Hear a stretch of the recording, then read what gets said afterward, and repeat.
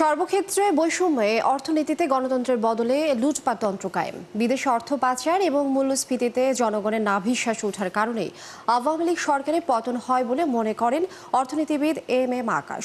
আর প্রবীণ ব্যাংকার এবং আর্থিক খাত বিশ্লেষক সৈয়দ আবু নাসের বখতিয়ার বললেন, আওয়ামী শাসনের 15.5 বছরে বাংলাদেশের ব্যাংক খাতে যে শোষণ হয়েছে সেটি পৃথিবীর ইতিহাসে বিরল। সেটিও সেই সরকারের পতনের জন্য দায়ী। অনুপ অধিকারী তরুণ জানাচ্ছেন বিস্তারিত।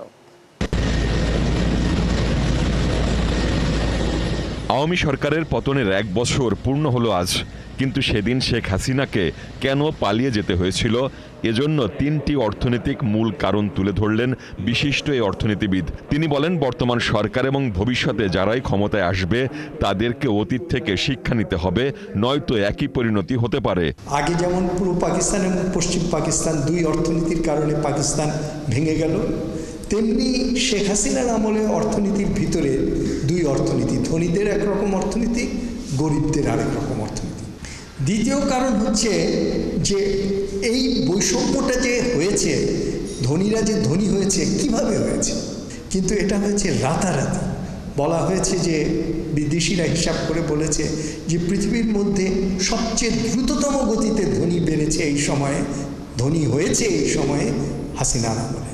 তৃতীয়ত, দক্ষিণ কোরিয়া বা অন্যান্য জায়গায় আমরা যদি দেখি তাহলে দেখব যে সেখানে এই লুটপাট করা অর্থটা লুটেরারা হয়তো দুর্নীতি করেই করেছে, কিন্তু তারা আবার দক্ষিণ কোরিয়াতে সেটা বিনিয়োগ করেছে। কিন্তু আমাদের এখানে লুটপাটকারীরা লুটপাট করে টাকাটা এখানে বিনিয়োগ না করে বাইরে পাচার করে দিয়েছে। এই বিশিষ্ট ব্যাংকার ও বিশ্লেষক বললেন, 1 রাতের মধ্যে 7টি ব্যাংকের মালিকানা একজনকে দিয়ে দেয়া, এরপর ধাপে ধাপে লক্ষ কোটি টাকা পাচার করা পৃথিবীর ইতিহাসে বিরল এবং আওয়ামী লীগের পতনের জন্য এসব কারণও দায়ী। এস আলম গ্রুপ তো একলা তো করতে পারতো না, তার নিশ্চয় পলিটিক্যাল কনাইভেন্স না থাকলে, পলিটিক্যাল সাপোর্ট না থাকলে পারতো না।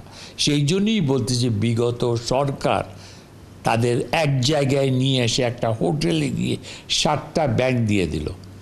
এটা তো মানে আনবিলিভেবল জিনিস, কিভাবে হতে পারে, কিন্তু সেটা হয়েছিল এবং সেটা ঘটেছে বিকজ অফ পলিটিক্যাল মানে ইনফ্লুয়েন্স, পলিটিক্যাল পাওয়ার মিসইউজ করে করা হয়েছে।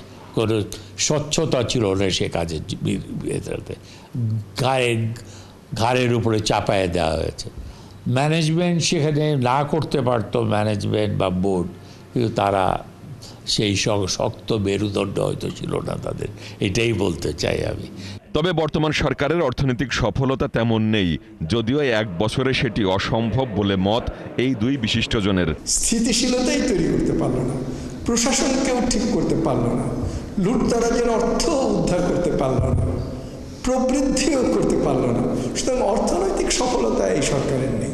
1 বছরে উন্নতি ওইভাবে হয় নাই, কিন্তু যে ডাউনফল ছিল, নিচে নেমে যাচ্ছিল, দেশের থেকে টাকা পাচার হয়ে যাচ্ছিল, সেগুলি কিন্তু বন্ধ হয়ে গেছে। অনুপ অধিকারী তরুণ, 71, ঢাকা।